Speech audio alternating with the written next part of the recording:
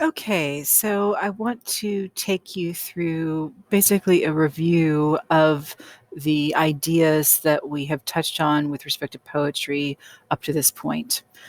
So you'll see here a number of terms and approaches and techniques and elements that we've already talked about. But the important thing is not that you understand and can see where form is. Of course, you need to be able to do that. But when we're writing, both with respect to the poetry essay as well as the prose essay, it is pointless to highlight the presence of contrast or shift or hyperbole or whatever it is. It's pointless unless you can explain how that contrast or shift or whatever it is affects or relates to the ideas or concepts in the poem that you are being asked about with the prompt. So, yes, I do want you to use terminology whenever you can. Not everything you write about has to have a term attached to it. However, the rubric requires you to discuss at least two elements or techniques or devices, at least two, have to discuss at least two effectively in order to get the highest score on the evidence and commentary section of the rubric. You must discuss one in order to get the second highest score. We're really going to be classifying the second highest score as the score that you must achieve, the three in that column, the score that you must achieve in order to quote unquote pass the essay.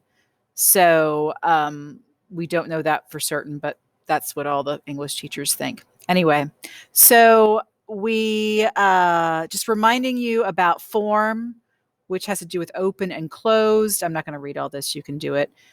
You also want to think about patterns that you see within the poem, how the poem actually literally looks on the page, because sometimes you can have a poem that's doing interesting things with indentations or blank spaces. That can happen. Shift and contrast is also a matter of, actually, I should say structure, open or closed form, form, and that is structure. Sometimes I mix those two up. Okay. So I have more information about shifts and contrasts at the end of the document, which you have access to. Figurative language, we're talking about literal meanings and figurative meanings. We're looking to see, do we see any words with double meanings? Because if we do, that might have something to say. There's no point in like searching for it. It's either going to pop out at you or it's not, or it's going to kind of appear to you as you're thinking about the poem. Simile, metaphor, any other kind of comparison. Comparison's not technically figurative language, but it's in that category. Hyperbole, understatement, personification, etc. We've talked about imagery recently. Diction and detail. Sound devices, which we talked about our first run through poetry.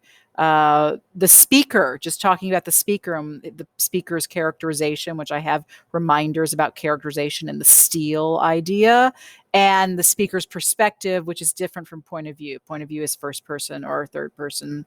And then, of course, the audience. I would say the audience is really only going to be critical for you to consider if there is a clear you that the speaker is addressing, or if in the process of reading the poem, it's clear that the speaker is addressing someone very specifically. So that's really important to note as well. Okay, so as you can see, there is no formula. There is no steps that I can say, okay, do this, that, and the other, and then you'll have a solid reading of a poem.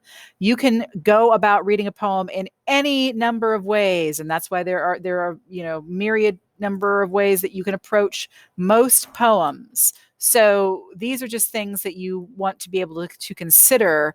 They're not something that I would say, okay, go through this checklist, because there's just too much here. But you have to become sensitive to imagery, sensitive to personification, sensitive to the placement and the placement of the words on the page, shifts and contrasts, characterization, sensitive to these things and aware of the existence of these things in order to read effectively. So the only way you can do that is to read more. There is no shortcut. There is no shortcut.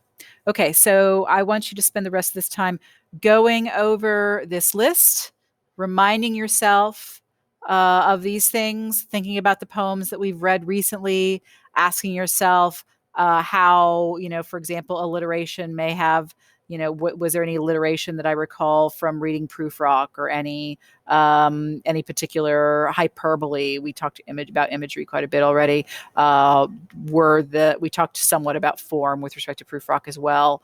But go through, it doesn't have to be Proofrock, anything that we've read recently, or you've read on your own recently in poetry. Okay, so it's a loose assignment today in preparation for class, but it's a really necessary one. You need to know what all of these italicized words are and be able to see them. Okay, thank you.